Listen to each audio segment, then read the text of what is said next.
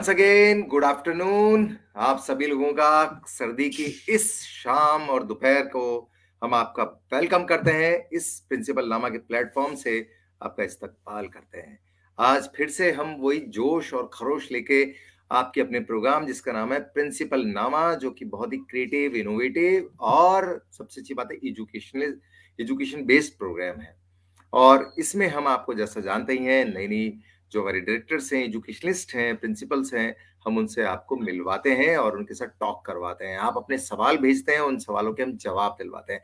और आज ऐसी ही हमारे बीच में हमारी जो जो हमारी पर्सनैलिटीज, जिसको कहना, मैं पर्सनैलिटीज बोलूंगा, पर्सनैलिटी नहीं, क्योंकि आज हमारे पास दो ऐसे एजुकेशनिस्ट हैं, लेकिन उससे पहले वो जो थे या हैं, वो एंटरप्रेन्योरर के तौर पर रहे और उसके बाद वो एजुकेशन में आए और उन्होंने आज एक मुकाम बनाया और बड़ी मेहनत से आज भी वो बहुत डाउन टू अर्थ है। उनके साथ ऐसे ही मिला जा सकता है जैसे कि आम लोगों से मिला जा सकता है। इतने बड़े जैसे कहना चाहिए एम्पायर को चलाने के बाद भी उनमें किसी प्रकार का कोई भी ऐसा कोई ईगो डेवलप नहीं हुआ, अमूमन जो लोगों में हो जाता है। तो आइए मिलते हैं हम इसी तरह के हमारे आज के एजुकेशनिस्ट, और जिनका की नाम मैं आपको आप जानते ही हैं, लेकिन यहाँ पर मैं उनको रूबरू कराने वाला हूँ। ये लीजिए आप लोगों का अनूप सर और रितिका मैम, बहुत बहुत स्वागत है हमारे इस प्लेटफॉर्म प्रिंसिपल नामा से। जी आप ऑडियंस से कुछ कह सकते हैं अगर आपको लगता है वेलकम के तौर पे। थैंक यू गगन, सभी लोगों से इंटरेक्ट करने के लिए। हमारे बहुत ही वैल्यूएबल ऑडियंस है और ये सौभाग्य हमें मिला तुम्हारे माध्यम से, तो हम बहुत ही थैंक्स कहना चाहेंगे आपको भी, सभी ऑडियंस को भी जो भी हमारे सामने सुन रहे हैं। थैंक यू ऑडियंस से बताना। जी जी जी, आज आपने ये प्लेटफॉर्म दिया और बहुत अच्छा लग रहा है इस नए साल में एक नई शुरुआत करते हुए, और बहुत अच्छा लग रहा है। थैंक यू सो मच गगन, और आप सभी ऑडियंस का तहे दिल से बहुत हार्दिक स्वागत है, अभिनंदन है।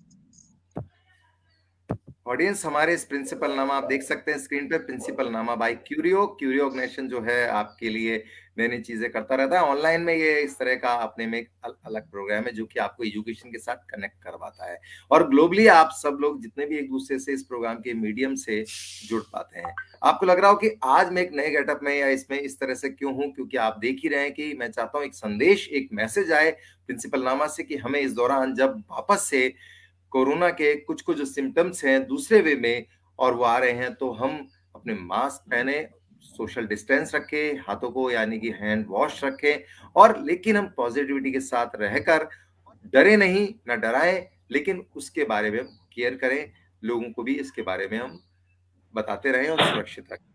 तो सबसे बड़ी बात इसलिए मैं चाहता हूं कि आज हमारा ये एक मैसेज है, लेकिन चूंकि मैं बोलूंगा तो मैं अपने वर्ड्स को, अपनी लाइंस को बोल नहीं पाऊंगा, इसलिए मैं चाहता हूं कि लेकिन ये चीज आप दिखती रहे और आप इसके साथ जो है ओमिक्रॉन को जो है बचाते रहे। कहते हैं सर, मैम अभी जैसे ऑडियंस में बताना चाहूंगा, अनूप सर जो है इस समय हमारे इवन चूंकि जयपुर से जो प्रोग्राम है वो है, लेकिन बावजूद उसके अनूप सर इसमें बहुत दूर है, क्योंकि सूरत की किसी आगे की जगह पर वो है, और रितिका मैम जो है वो जयपुर है और मैं अपनी जगह पर हूँ। देखिए ऑनलाइन का कितना बड़ा अच्छी फायदेमंद भी हुआ कि हम लोग कितने भी दूर हो, ग्लोबली हो, लेकिन हम कनेक्ट हो जाते हैं। तो चलिए अच्छी बात है। अनूप सर, मैं जानना चाहूंगा कि अभी आप जिस जगह पर हैं वो हमारी जो ऑडियंस है वो जरूर जानना चाहेगी, तो अगर आप बताएं और इसके वजह क्या वो तो हम जान ही लेंगे, लेकिन अभी आप जिस वजह से कहाँ हैं, आप वो जगह बताएंगे तो अच्छा लगेगा। एग्जैक्टली मैं सूरत की बहुत ही खूबसूरत जगह है, रेलवे स्टेशन, वहां पर एक एम्बेसी होटल है, उसमें मैं बैठा हूँ अभी और बातचीत कर रहा हूँ, रूम के अंदर बैठ कर। ऑडियंस ये चीज ये बताती है प्रिंसिपल नामा में कि देखिए, चाहे अभी जिस वजह से हमारे अनूप सर जो हैं वो वहां पे काम से गए हैं, लेकिन उसके बावजूद भी इस प्रोग्राम के लिए उन्होंने समय निकाला। ये बहुत बड़ी बात है कि बावजूद उसके इतने दूर से उन्होंने कोशिश करके, कहते हैं कि कभी काम में कोई चीज आड़े नहीं आती है। थैंक यू अनूप सर, आप जुड़े।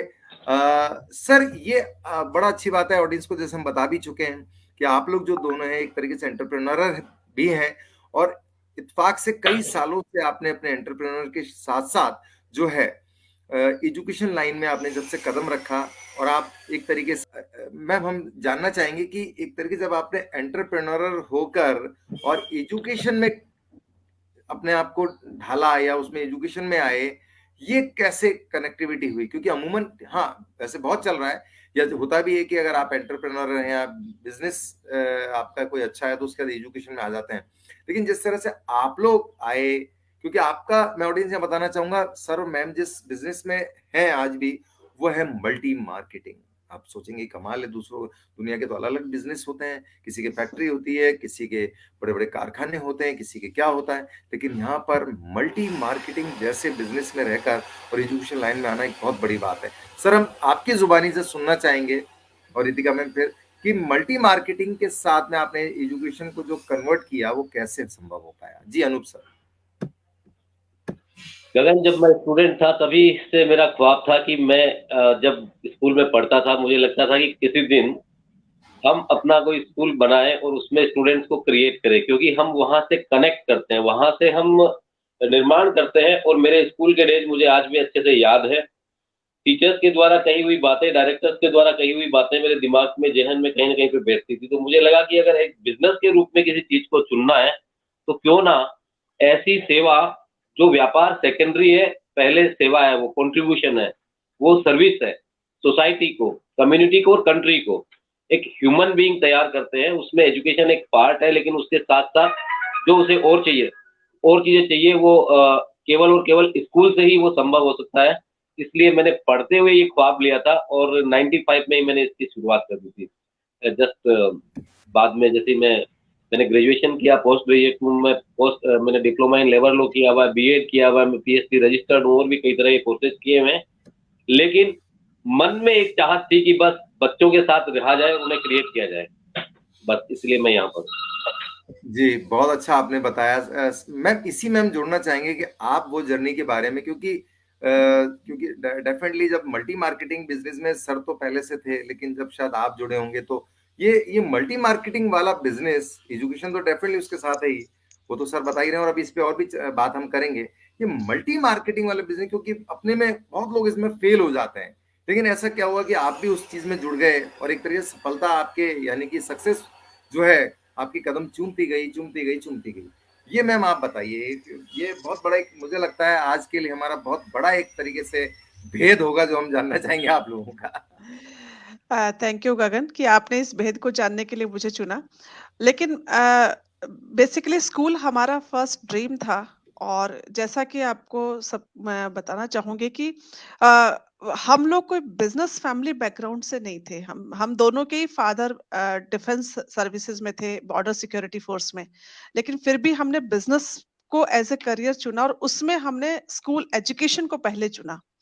लेकिन क्योंकि एजुकेशन सेक्टर जो है ना, अब वो पुराने जमाने वाला जैसा नहीं रहा था। इसमें भी बहुत सारे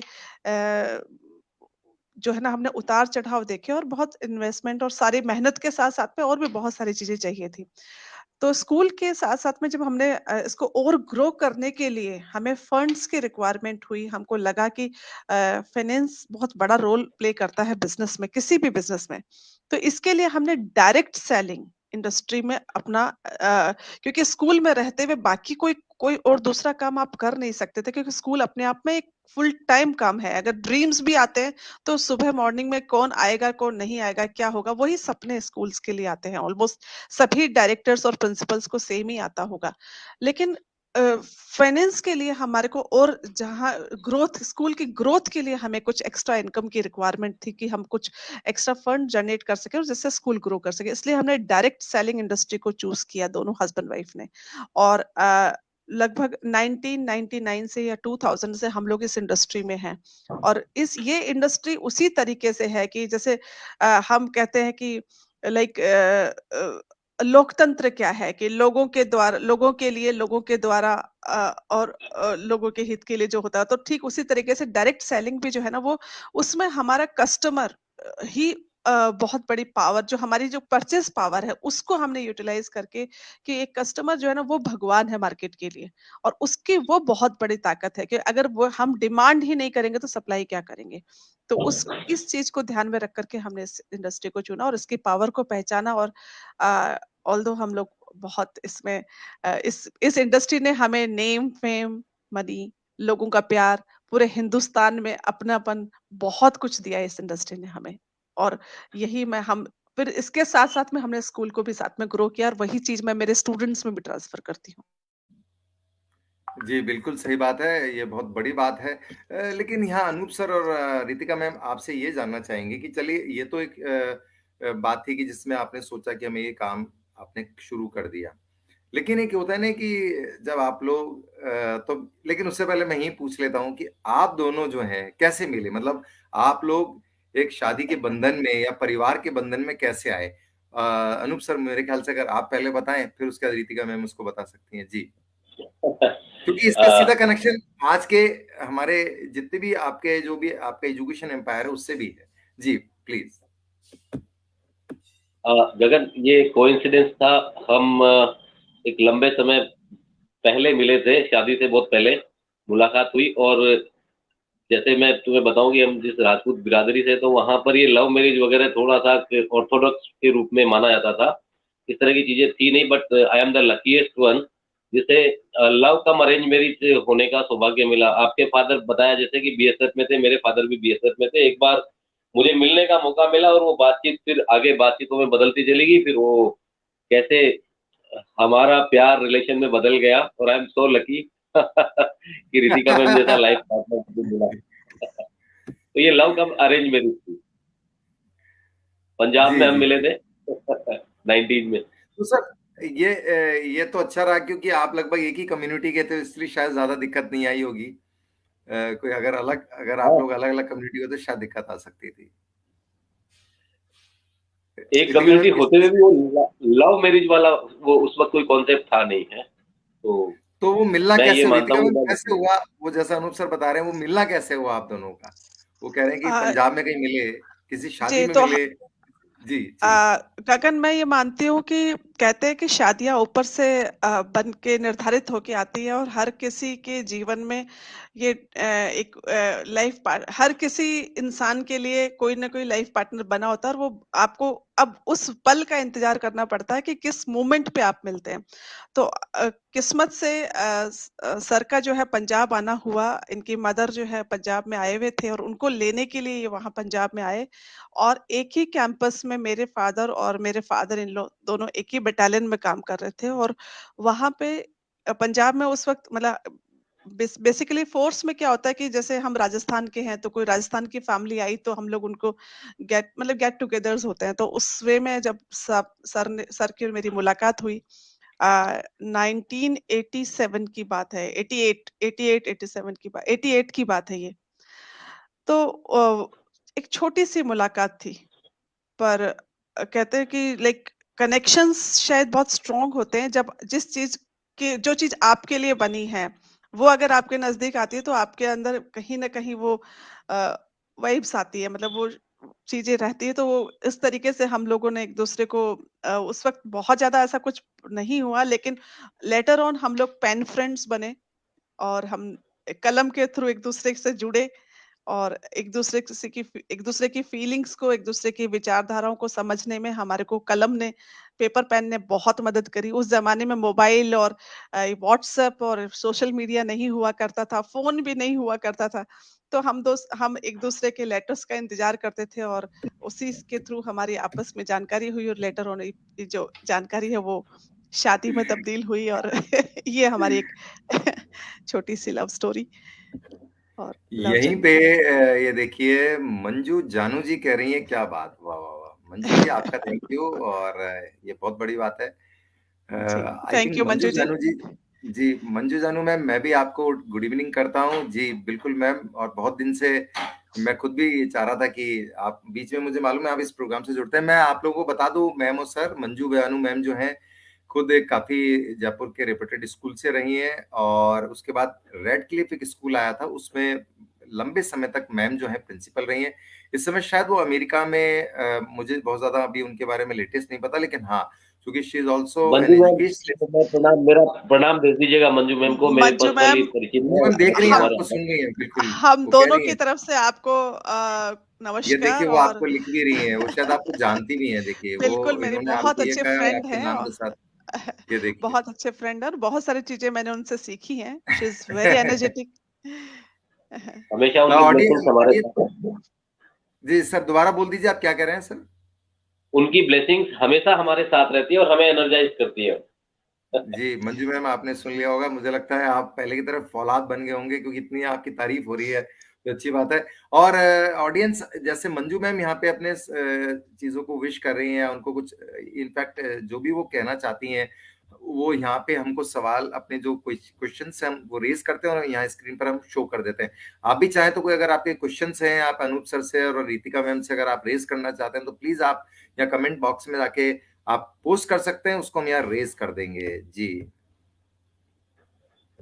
तो ठीक है, अभी हम लोग, हाँ जी, ये मैम आपने बहुत अच्छा बताया कि पेन फ्रेंड आजकल देखिए ऑडियंस, कितनी बड़ी बात है कि आप दोनों जो हैं बहुत सलीके से इन्होंने लाइफ को, एक रिलेशनशिप को बांधा, उसके बाद इस चीज में आए। मेरा यहीं पे सवाल ये बनता है मैम और सर कि इसके बाद मैम क्या ऐसा क्या था कि जैसे क्योंकि मल्टी मार्केटिंग के बारे में बहुत सारे कुछ एक ये नेगेटिव पॉइंट रहते हैं कि पता नहीं वो चलेगा नहीं चलेगा, अरे लोगों से हम क्यों ऐसे बात करें अपने उसमें, क्योंकि रिलेशंस पे बहुत फर्क आ जाता है। ऐसे में मैम जब आप एक जगह से आए तो आपने ये सोचा होगा कि भाई अनूप सर कि हम कुछ दूसरा काम करें बजाय इसके, क्यों ऐसा लगा कि भाई यही काम करना है जिसमें कि मुझे लगता है उस समय भी और आज तो बिल्कुल ही मतलब 90% लोग इसके फेवर में नहीं होते हैं। तो ऐसा क्या था कि फिर वो चीज जब आपके रिलेशन में आप कन्वर्ट एक दूसरे में आ गए साथ में, तो इसी बिजनेस के बारे में कैसे आपके अंदर एक इंटरेस्ट हुआ कि चलो अनूप सर तो कर रहे थे, या किस तरह से वो मोटिवेशन था जिस वजह से आप भी कनेक्ट हो गए? जी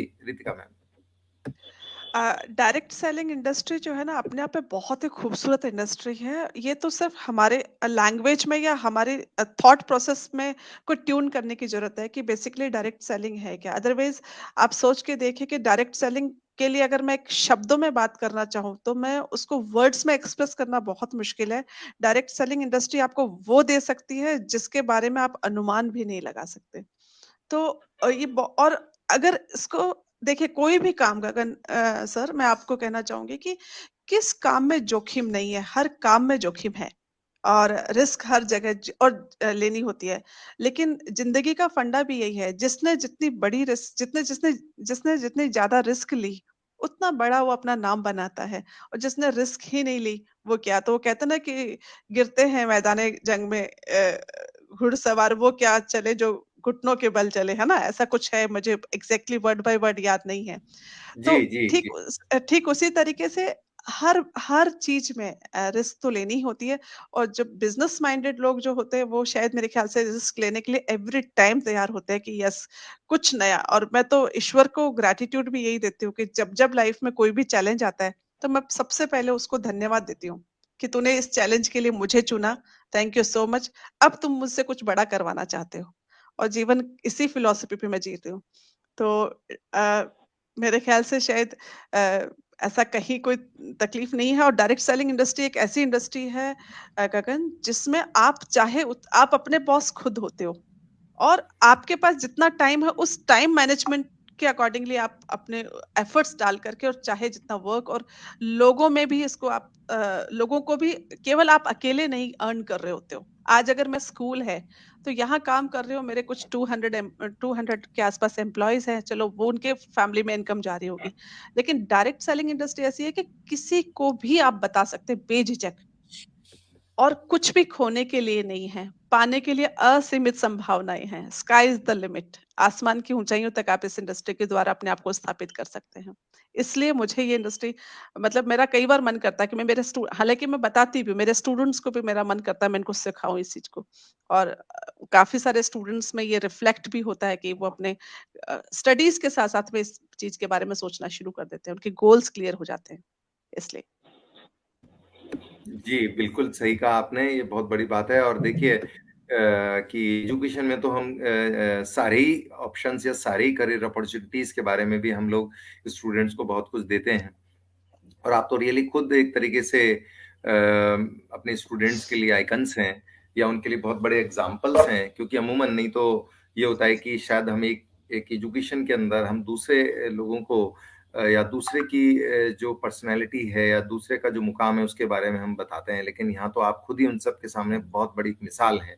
तो ये तो रियली बहुत अपने में, और मैं खुद भी देख रहा हूँ आपको कि आपने कहाँ से वो एक छोटी सी जर्नी सिरसी या खातीपुरा वाली जगह से शुरू करके और फिर आज आप एक काफी बड़ा एजुकेशन एम्पायर भी होल्ड कर रहे हैं।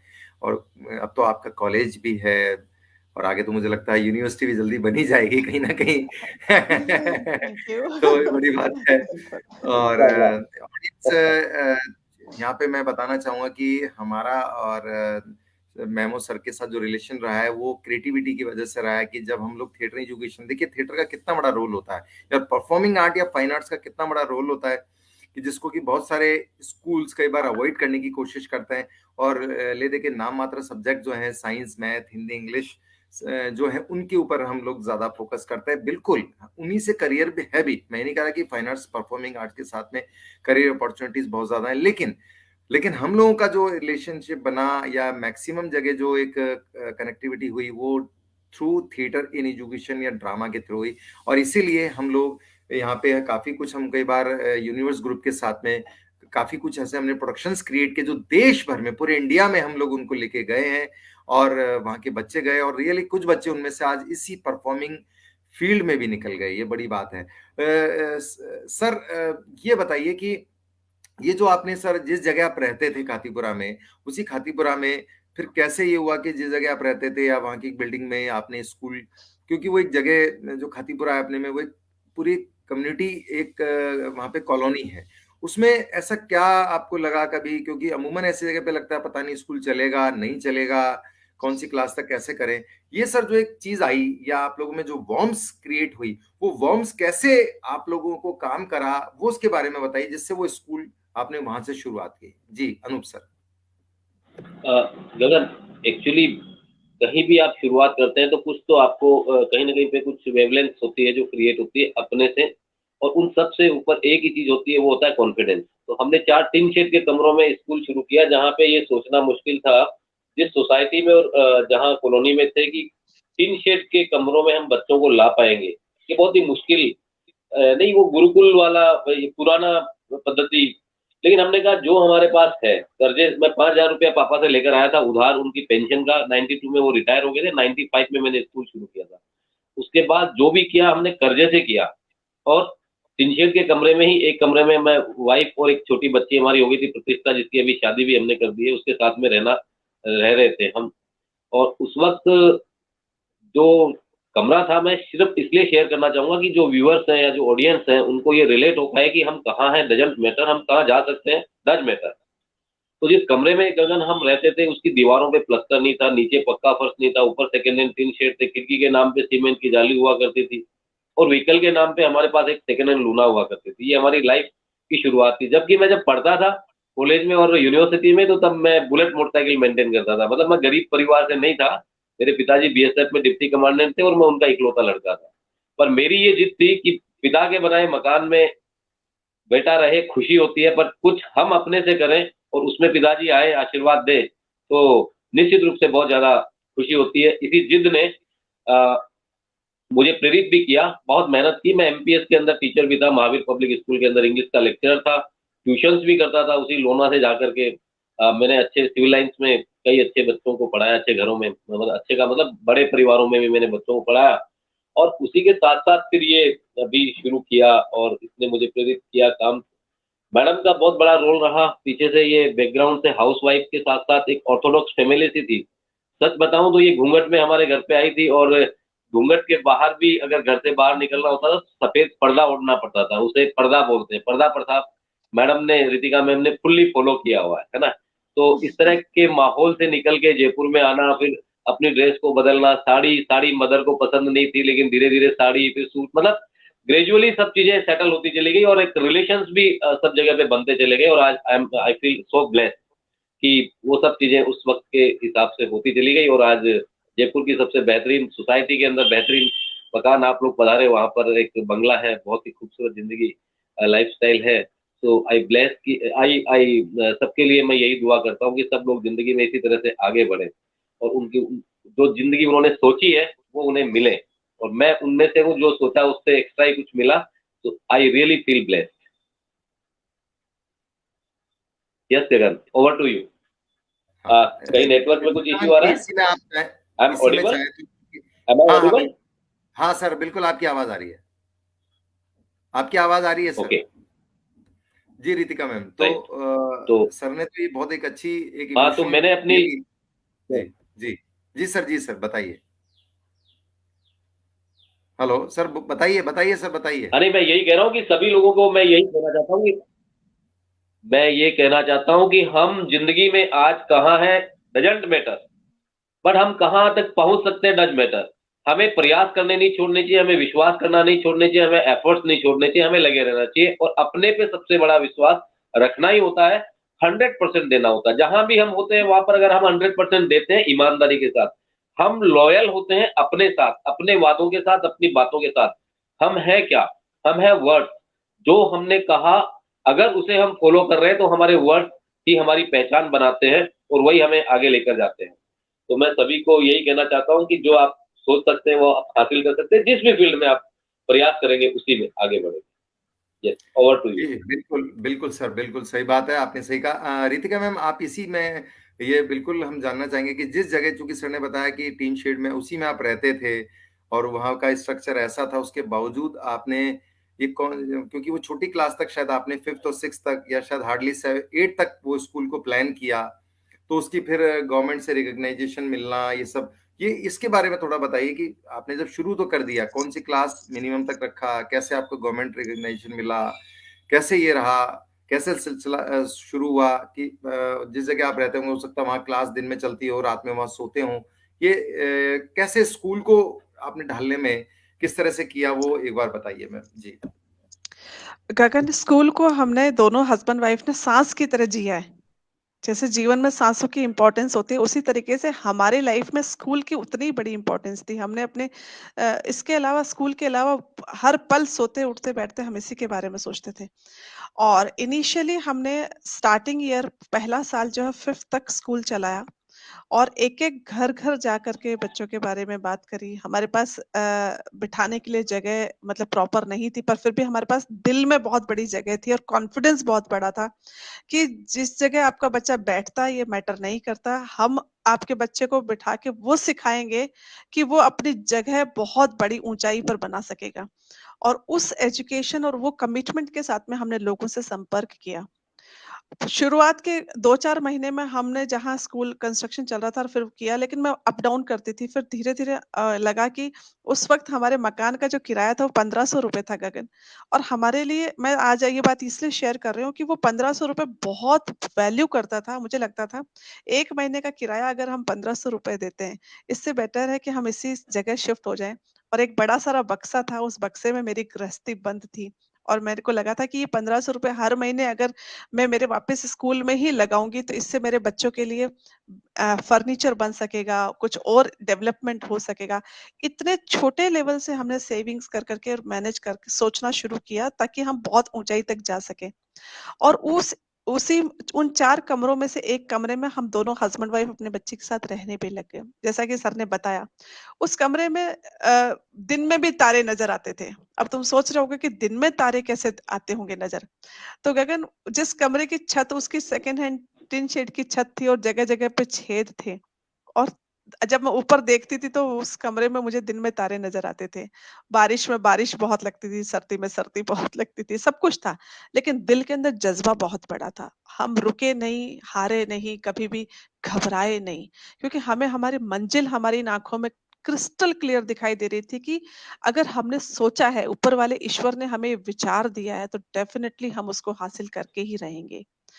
तो फ़िफ्थ के बाद ग्रेजुअली हमने स्कूल को अपग्रेड किया, बच्चे आते चले गए और आगे कारवां बढ़ता चला गया और लोगों का विश्वास बढ़ता चला गया। और धीरे-धीरे जैसे सर ने बताया कि जब एक्स्ट्रा इनकम की और ज़रूरत पड़ती थी, तो सर भी ट्यूशन्स करते थे और इवनिंग में कुछ ट्यूशन्स मैं करती थी और बिठा कर के हर चीज़, हर काम, इवन कई बार यहाँ तक भी किया कि हमने सुबह जो है अपने स्कूल की सफाइयाँ खुद करके और उसके बाद स्कूल लगने के टाइम में रेडी होकर के वापस क्लास लेने के लिए रेडी होते थे और आफ्टर स्कूल छुट्टी के बाद फिर से सारी चीज़ें मैनेज करते थे। और जिस कमरे में मैं रहती थी, उस कमरे में भी क्लास चलती थी। जब स्कूल लगने वाली होती थी, तो सारा सामान उस बक्से में बंद कर देते थे और उस कमरे में भी बच्चों को बिठा के पढ़ाते थे और छुट्टी के बाद में वापस अपना सामान निकाल के और वापस दिनचर्या का काम चलते थे। तो जीवन में आपने क्या, संघर्ष सभी की लाइफ में होता है, लेकिन मैटर नहीं करता कि संघर्ष क्या है, कितना आपका आपका गोल क्या है, ये बहुत मैटर करता है। तो इस तरीके से ये छोटी सी जर्नी थी। उस दिनों में कई बार तकलीफें होती थी, लेकिन फिर वापस अपने हम दोनों एक दूसरे को के अच्छे पार्टनर्स हैं। तो एक दूसरे के जब कभी मैं निराश होती थी तो सर मेरी ताकत बनते थे, और जब कभी सर उदास होते थे तो मैं इनकी ताकत बनती थी। तो अगर मैं कहूँ कि गगन, छोटी सी बात कि संघर्ष की राह पर जो चलता है, वही इतिहास को बदलता है। जिसने रातों से जंग जीती है, जिसने भी रातों से जंग जीती है, सूरज बनकर वही निखरता है। तो ये कुछ टैगलाइन्स थी हमारी कि जिनको लगता था कि कोई तकलीफ नहीं है, कोई भी रात इतनी बड़ी नहीं हो सकती कि जिसके बाद सूरज ना निकले। तो हमारे संघर्ष भी इतने बड़े नहीं हो सकते कि हम कामयाबी की बुलंदियों पे ना पहुँचे। और अभी भी हम दोनों हस्बैंड वाइफ लगन से लगातार लगे हुए हैं। और सबसे बड़ी बात ये है कि हम हमारे खुद के बच्चों के लिए रोल मॉडल्स हैं।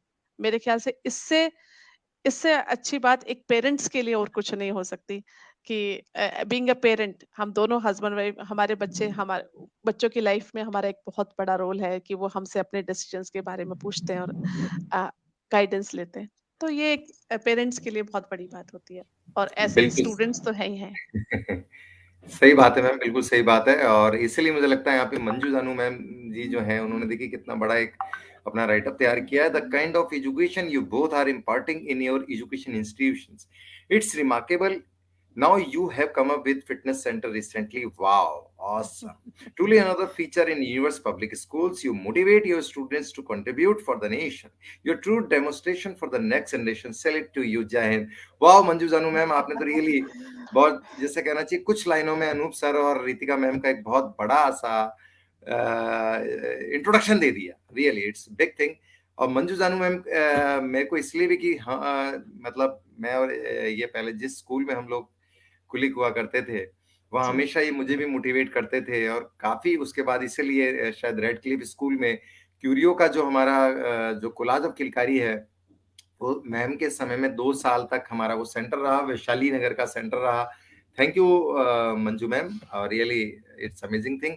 और उसके बाद फिर मंजू मैम ये भी लिख रही हैं कि so inspired by your compatibility Ritika and Anoop ji. Really ma'am, आप कुछ दोनों आप कुछ कहना चाहें मंजू जी की इन बात पे, आप कह सकते हैं. मंजू जी मेरे लिए लाइफ कोच रहे हैं। मैं बहुत सारी चीजें मैंने मंजू मैम से सीखी है। एंड रियली मंजू मैम, आपने बधाइयाँ दी हेल्थ क्लब के लिए। तो इस कोविड टाइम में मुझे ये समझ में आया कि हेल्थ इज वेल्थ। तो हमारे को हमारे स्टूडेंट्स एंड उनके पेरेंट्स और जो भी नियर एंड डियर हैं उनके, उनको इस चीज के लिए इंस्पायर करने के लिए मुझे यही सूझा जो इस बैठे बैठे। तो मुझे लगा कि ये बहुत ही अच्छी बात है कि हम इस सेगमेंट में भी आगे आए। और इसमें राज्यवर्धन सिंह जी साहब ने हमें बहुत बढ़-चढ़ कर के मदद की। तो जब जब एक आइडिया आता है तो शायद लाइक आप कुछ भी आप क्रिएट कर सकते हो। लाइक तो मैं एक ऐसे यूनिवर्स की क्रिएटर हूँ। मतलब मुझे लगता है कि हम जो चाहे वैसा यूनिवर्स अपने आप के लिए क्रिएट कर सकते हैं। वी आर क्रिएटर, अपने आप के लिए क्रिएटर्स हैं। तो ये आपसे ही मैंने सीखा। जी। मैं भी कुछ कहना चाहूंगा मंजू मैम के लिए. जी. अ, गगन, मैं भी मंजू मैम के लिए 2 शब्द बोलना चाहूंगा कि कुछ लोगों की प्रेजेंस आपको बहुत ताकत देती है. मंजू मैम उन लोगों में से है जो कभी भी आपको ये एहसास नहीं कराते कि आप कहाँ हैं. वो हमेशा आपको वैल्यूएबल वो एहसास कराते हैं. और ये उनकी हम्बलनेस है. जिन ऊंचाइयों पे वो, मतलब जिस तरह की लीडरशिप उनके पास है, जिस तरह का व्यक्तित्व उनका है, पर्सनैलिटी उनकी है, वो हमेशा दूसरे को अपलिफ्ट करने के लिए, प्रेरित करने के लिए तत्पर रहते हैं. आई रियली फील सो ब्लेस्ड. जब भी उनकी उपस्थिति होती है मुझे बहुत प्रेरित करती है, और मैं हमेशा एनर्जेटिक फील करता हूँ उनकी प्रेजेंस में.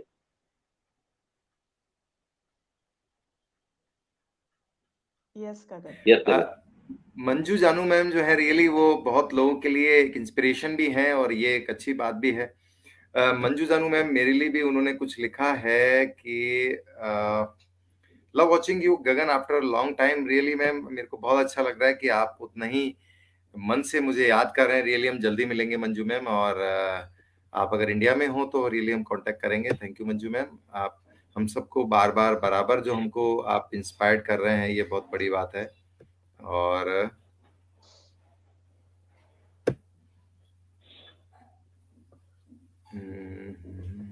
एक जस्ट मिनट।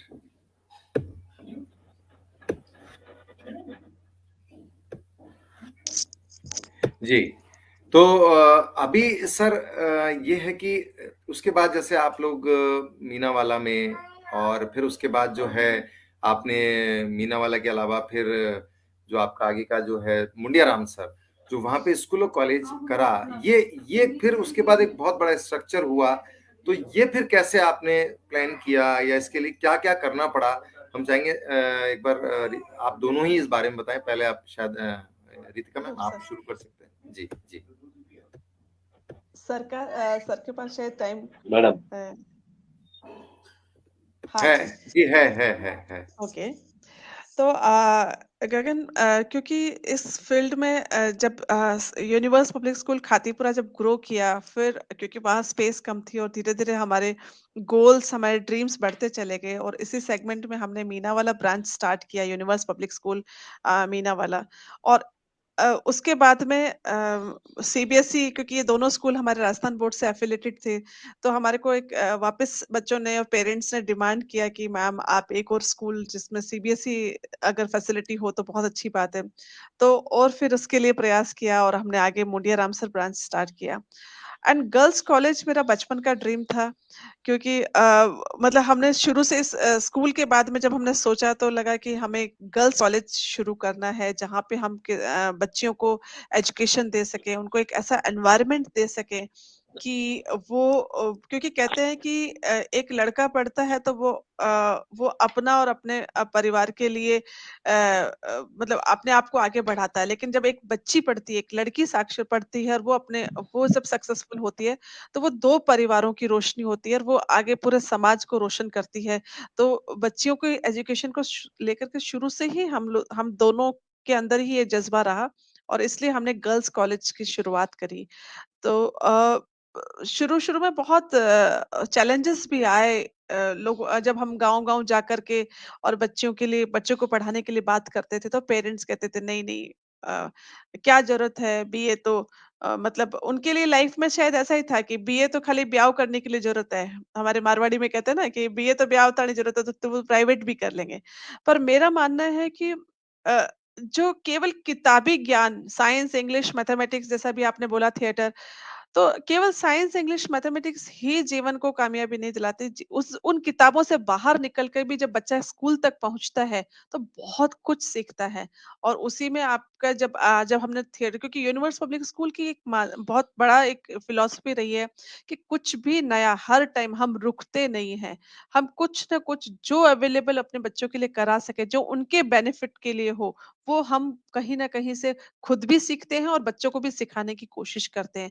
और उसी सेगमेंट में हमने थिएटर जब स्कूल में शुरू किया, तो कुछ पेरेंट्स को थिएटर को लेकर के, कुछ पेरेंट्स की जो मानसिकता है वो यही है कि हमारे को कोई आर्टिस्ट थोड़ी बनाना है हमारे बच्चे को। लेकिन जब हम मैंने उनकी काउंसलिंग की, उनसे बात की कि थिएटर केवल आर्टिस्ट बनने के लिए नहीं होती है, एक अच्छा इंसान बनने के लिए, कॉन्फिडेंट नागरिक बनने के लिए भी थिएटर बहुत बड़ा रोल प्ले करता है। और उस टाइम में हमने कुछ बच्चे आइडेंटिफाई किए, और उसमें हमने जो बच्चे स्लो लर्नर्स थे उन पे काम किया, और जब स्टार्ट किया था, आपको तो गगन बहुत अच्छे से याद होगा कि उन बच्चों ने जोनल, स्टेट और नेशनल चिल्ड्रन थिएटर में अपना परचम लहराया था। राजस्थान शायद पहली बार सेकंड पोजीशन पे आया था जिस साल अपने स्टूडेंट्स ने वहां पे पार्टिसिपेट किया था मुंबई में जाके। तो और बड़े अच्छे टॉपिक्स पे, तो उससे क्या हुआ, जब डायलॉग्स बच्चों ने लर्न करने, याद करने शुरू किए, तो उनकी बुक्स में भी, उनके सिलेबस में भी उनकी लर्निंग कैपेसिटी बढ़ गई, कैपेबिलिटी बढ़ गई। और वहां से उनको एजुकेशन में भी उनके सिलेबस में भी उनको फायदा मिलने लग गया। तो इसी तरीके से ये एक जर्नी रही कि एक छोटे से स्कूल से लेकर के और मुंडिया रामसर गर्ल्स कॉलेज तक का सफर रहा। और इस सफर को इसी वजह से तय कर पाए कि हमने कभी एक रटे-रटाई पैटर्न पे काम नहीं किया। हमने हमेशा स्टूडेंट्स, अपने स्कूल के अंदर कुछ न कुछ नया एक्सपेरिमेंट, नया नया कुछ लाते चले गए, और हर टाइम खुद सीखने के लिए तैयार रहे, ताकि अगर हम सीखेंगे तो बच्चों को सिखा पाएँगे। इस फिलॉसफी पे हम काम कर रहे थे। ऑडियंस से बहुत बड़ी बात है कि देखिए बहुत बड़े-बड़े स्कूल हैं जयपुर के, जिनके लिए मैं कहूँगा कि अभी तक उन लोगों ने फाइन आर्ट्स और परफॉर्मिंग आर्ट्स पे प्रॉपर ध्यान दिया ही नहीं है, या दिया है तो सिर्फ जो मात्र एनुअल फंक्शंस होते हैं या कुछ चंद वर्कशॉप्स लगवा के उन्होंने अपने आप को उनका काम हो गया है। लेकिन इस कैटेगरी में बहुत लिमिटेड स्कूल्स हैं जहाँ पे रेगुलर एक लेवल चलता है। वो अभी अलग बात है कि भी कोरोना की वजह से काफी कुछ जगहों पर ये परफॉर्मिंग फाइन आर्ट्स जो है एक तरीके से डिस्ट्रॉय हो गए। मैं तो डिस्ट्रॉय बोलूंगा, क्योंकि अभी मैं जहां जहां जुड़ा रहा वहां पे भी बहुत सारे इस तरह की चीजें हुई कि जहां परफॉर्मिंग फाइन आर्ट्स को तो सबसे पहले कट किया गया है। लेकिन अनूप सर, इसमें आप कुछ कहना चाहेंगे कि कोरोना में भी अगर वो चीजें शायद रहती फाइन आर्ट्स और परफॉर्मिंग आर्ट तो क्या होता? क्योंकि बहुत मैक्सिमम जगह इस चीज को एकदम से ऐसा किया गया कि जैसे इसकी कोई वैल्यू ही नहीं है। तो ये इस बारे में अगर अनूप सर आप कुछ कहें तो मैं अच्छा लगेगा, और शायद इंस्पिरेशन भी और लोगों को मिले। बिल्कुल गगन, एक्चुअली ये जो चीज है वो कहीं ना कहीं पे क्रिएटिविटी को बढ़ाती है। व्यक्ति में कॉन्फिडेंस के साथ में उसे एक्सपोजर भी मिलता है, उसे कॉन्फिडेंस बढ़ता है, और जब वो माइक पे आता है, स्टेज पे आता है, तो एक सबको जो बीमारी रहती है, LKK बोलते हैं उसे, लोग क्या कहेंगे, उस बीमारी का टीकाकरण हो जाता है कि लोग क्या कहेंगे की वो परवाह नहीं करता। जब उसे एक्सप्रेशन देने होते हैं, डायलॉग करना होता है, जब लोग उस पे कोई ताली देता है या कोई कमेंट करता है, उस चीज की वो परवाह बहुत ज्यादा नहीं कर रहे होते हैं। वो डूब कर शिद्दत के साथ उन्हें जो दिया जाता है उस रोल को वो प्ले करते हैं, वो उनके अंदर की क्रिएटिविटी को निकालता है। और वो कहीं ना कहीं पे एक हर किसी के भीतर एक प्रतिभा होती है, छुपी हुई, दबी हुई। वो प्रतिभा उसे एक्सपोजर तक, किसी भी हाइट तक लेकर जा सकती है। जैसे अभी हम गगन से मिल रहे हैं, तो गगन भी अपने आप में उस तरह से बेहतरीन आर्टिस्ट हैं, इस चीज के माहिर, और शिद्दत के साथ में इसको जी रहे हैं। उन्होंने जयपुर में क्यूरियो के माध्यम से इसको ऑक्सीजन देने का प्रयास किया। बहुत सारी संस्थाएं होंगी, कोई चल पा रही है, कोई नहीं चल पा रही है, लेकिन क्यूरियो जब से आया तब से रविंद्र रंगमंच हो या राजस्थान से बाहर बहुत सारे थिएटर आर्टिस्ट को आपने इनवाइट किया, उन्हें भी ताकत दी, उन्हें प्रचार, और अपने स्टूडेंट्स को उनसे रिलेट करा करके आपने एक अलग तरफ लोगों का सोचने का आपने वो शुरू किया। मैं समझ सकता हूँ कि अगर चीज कंटिन्यू की जाए किसी भी स्कूल में, तो निश्चित रूप से स्टूडेंट्स के साथ साथ संस्था के लिए भी बहुत ही उपयोगी है, और सहयोग करती है, कंट्रीब्यूट करती है।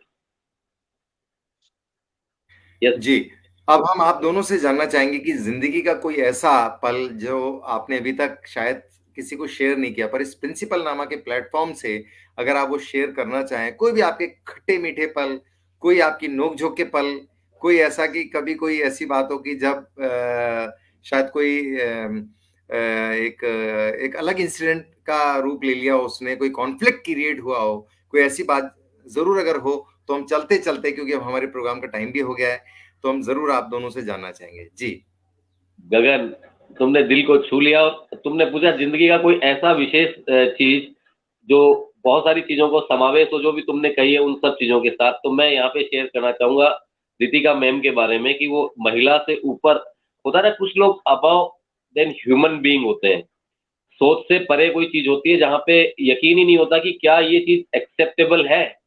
तो मैं एक ऐसा सीक्रेट अभी पब्लिकली शेयर करना चाहता हूँ तुम्हारे इस प्लेटफॉर्म के माध्यम से, कि रितिका मैम जो है, ये नाम रितिका मैम का है ही नहीं, ये नाम एडॉप्टेड है, और ये नाम मेरे द्वारा दिया गया। और मैं यहाँ से पब्लिकली बोलना चाहता हूँ कि ये नाम रितिका मैम से पहले कोई मेरी जिंदगी में हिस्सा बना, क्योंकि हर किसी की लाइफ में कोई ना कोई कहीं ना कहीं पे हो सकता है हो, तो ऐसा ही कोई हिस्सा मेरे नाम, ये नाम मेरी जिंदगी का एक बहुत अहम हिस्सा था। उस नाम को जानते समझते हुए अडॉप्ट करना और उसे प्रचारित करना, अपने खुद के नाम को कोई महिला साइड कर दे और उस नाम को जो दिया गया है उधारा नाम, और वो भी किसी और का, और पता होते हुए, तो इससे बड़ी मैं ये कहना चाहूंगा कि एक महिला से ऊपर की महिला की सोच। Really I salute Ritika ma'am, उनकी एक्सेप्टेंस को मैं यहाँ से पब्लिकली मैं स्वीकार करता हूँ, क्योंकि ये दिल को छूने वाली बात तुमने बताई, इसलिए मैंने ये कह दिया। और सॉरी मैडम, आपका ये चीज मैंने यहाँ पे शेयर किया। प्रोग्राम के गगन। हमारा प्रोग्राम एक लिमिटेड टाइम को लेके होता है, लेकिन मुझे लगता है अगर हम ये चलाते रहेंगे आज बहुत से राज खुल जाएंगे, तो जो हम नहीं चाहते हैं, क्योंकि हम आपसे जुड़े हुए हैं। जी रितिका मैम, आप भी अगर कुछ शेयर करना चाहें जैसे अनूप सर ने किया, ऐसा अगर आपको लगता है तो आप शेयर कर सकते हैं। नहीं गगन, एक्चुअल में अनूप सर मेरे लाइफ के रियल हीरो हैं और बहुत शिद्दत से प्यार करते हैं एक दूसरे के साथ में, और एक दूसरे के केवल हम हस्बैंड वाइफ नहीं है, मुझे लगता है कि हम हस्बैंड वाइफ तो बहुत कम, और एक दूसरे के दोस्त बहुत अच्छे हैं कि एक दूसरे की चीजों को समझ पाते हैं और एक दूसरे को कंप्लीट करते हैं। जहां मेरी कमी है वहां वो मुझे कंप्लीट करते हैं, और जहां उनकी कमी है वहां मैं उन्हें कंप्लीट करती हूँ। और शायद एक रियल पार्टनरशिप का इससे बड़ा सबूत कुछ नहीं होता, बिकॉज ये कोई फिल्मी दुनिया नहीं है, मतलब लाइफ, ये पूरा एक रियल लाइफ का पार्टनरशिप होता है। तो इस चीज के लिए हम दोनों एक दूसरे के लिए पर्याय हैं। और मेरी लाइफ का जो बहुत सारी चीजें, बहुत एवरी डे बहुत कुछ नया अनुभव हो रहता है। लेकिन हमारे बच्चों ने हमें 25th मैरिज एनिवर्सरी पे जो सरप्राइज दिया, वो मेरी लाइफ के लिए बहुत मुझे टच, मूव एंड इंस्पायर किया। कि उन बच्चों ने हमारे, क्योंकि 25 साल बाद आपके बच्चों ने आपको लगातार देखा और महसूस किया, तो वो बिना कहे उन्होंने जो जिस तरीके से उस इवेंट को सेलिब्रेट किया था, उस दिन हमने अपनी जिंदगी को वापस रिचार्ज किया था। तो बड़ा अच्छा लगा देख के। तो बड़ा एक अच्छा सा पल था। बाकी हर पल हमने बहुत अच्छे से जिए हैं। तो आप सभी को मतलब कहना चाहूंगी कि लाइक जिंदगी बहुत खूबसूरत है और उसको जिंदा दिली से जिए, और हर पल कुछ सीखने का अनुभव मिलता रहता है, और इस अनुभव से अपने आप को सरोबार करते रहिए। देखिए, कपिल ज्ञानपीठ स्कूल की हम वाइस प्रिंसिपल मैम जो हैं मैडम रीना अग्रवाल जी, वो हमारे साथ हैं। उन्होंने लिखा, Gagan wonderful show, great to listen to miss Ritika and mister Anoop sir, really. Reena ma'am तो खुद ही अपने में थैंक काफी यू रीना मैम। लाइव एक लेडी हैं, रियली इट्स अमेजिंग थिंग। और आपके सुनने के बाद शायद उन्होंने अपना ये कमेंट जो है वो हमें पोस्ट किया। Thank you Reena ma'am. और यहाँ पे और भी काफी सारे, लेकिन अब हमारे प्रोग्राम का टाइम हो गया। तो अब चलते चलते कोई ऐसी चीज अनूप सर और रितिका मैम, आप अगर कुछ गुनगुनाना चाहते हैं, कुछ कहना चाहते हैं, कुछ, क्योंकि रितिका मैम आप तो शेर व शायरी के लिए काफी, क्योंकि जब आपके सेशंस आपके आपके लेक्चर स्टेज पर होते हैं और लोग आपको सुनते हैं, काफी मोटिवेशनल होते हैं, और वो स्कूल और आपके कॉलेज में भी दिखता है, रियली ग्रेट। तो अगर आप कुछ ऐसा गुनगुनाना चाहते हैं, कुछ बोलना चाहते हैं, तो इस प्लेटफॉर्म जिसका नाम है प्रिंसिपल नामा, उस पर हम आपका वेलकम करते हैं तो जी। गगन, गुनगुनाने के लिए सर फेमस है, मैं एक अच्छी लिसनर हूँ और सर से ठीक है बहुत सर। गाने तो सुने हैं, अनूप तो सर, सर ही। क्योंकि अब हमारा टाइम हो रहा है, तो हम चाहेंगे कि कुछ आप चलते चलते कुछ कहें तो अच्छा है जी। चलते चलते मैं यही कहना चाहूंगा कि जिंदगी में हमेशा हमें मौका मिलता है, हम जहाँ जो कंट्रीब्यूशन कर सकते हैं वो हम करें। चाहे हम लाइफ बचाने के लिए, हो सकता है तो बटन मैं मतलब ये उपदेश नहीं है, प्रवचन नहीं है, ये एक लाइफ का फंडा है कि हम जहाँ जो भी बचत कर सकते हैं वो करें। अगर लाइट का वेस्टेज हो रहा है तो उसे रोकें, अगर पानी का कहीं पे नल टपक रहा है उसे ठीक से रखें। यानी हम कंट्रीब्यूट करें इस प्रकृति को, मदर नेचर को, अपनी तरफ से जितना संभव हो सकता है वो हम कंट्री के लिए काम करें। और एक चीज कहना चाहूंगा गाने के रूप में, कि सूरज ना बन पाए तो तू बन के दीपक जलता चल, फूल मिले या अंगारे, तू सच की राहों पे चलता चल, सच की राहों पे चलता चल। दिल वो दिल है जो औरों को अपनी धड़कन देता है, मधुबन खुशबू देता है। मधुबन हो या प्रकृति, इसने हमें दिया ही दिया है, अब इसे लौटाने के लिए हम जो कुछ भी सोच सकते हैं वो हमें जरूर प्रयास करने चाहिए। इन्हीं शब्दों के साथ आपने आज हमें इनवाइट किया, उसके लिए बहुत बहुत आपका आभार। हमारे सभी अमूल्य ऑडियंस का आभार, और ये सौभाग्य हमें मिला। Thank you. जय हिंद, जय भारत और जय जगत।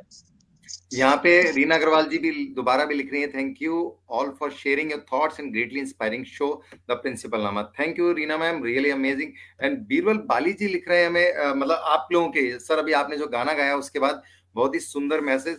और फिर रीना जी भी आपके इस बात पे लिख रही हैं, जस्ट मिनट, मधुरम आवाज। थैंक यू मधुबन के रीना जी। फूल कितनी सुंदर, वाह। और मंजू जानू मैम भी लिख रही हैं उसके बाद, मधुरम आवाज। क्या बात है, देखिए। तो आज तो आप पूरी वाहवाही लेके गए हैं, तारीफ लेके गए हैं, तो मुझे लगता है, और अरे ये देखिए अब लोग तो अब आ रहे हैं, देखिए नीतू योगेंद्र शर्मा जी कह रही thank you Neetu ma'am. Inspiring. तो चलिए, चूंकि अब हमारे पास समय का जो है अभाव है, क्योंकि हमारा टाइम ऑलरेडी ओवर हो चुका है, तो अब हम चलेंगे। Thank you Ritika ma'am, Anoop sir, हमारे इस एंड प्लेटफॉर्म के लिए। जी जी Ritika. Thank you Gagan, and thank you sir, and thank you audience की जिन्होंने इतने अच्छे अच्छे मैसेजेस लिखे, and thank you so much. Thank you principal नामा, थैंक यू, गॉड ब्लेस। जी जी जी जी जी। तो just minute, just a minute, just a minute, उसमें तो audience, just a minute, okay. तो ऑडियंस, अब हम आपसे यही कहेंगे कि हम नेक्स्ट में फिर से हम आपके सामने एक नए एपिसोड के साथ में, नए प्रिंसिपल या एजुकेशनिस्ट के साथ में हम मिलेंगे, और आप ऐसे हमसे जुड़े रहिए प्रिंसिपल नामा में।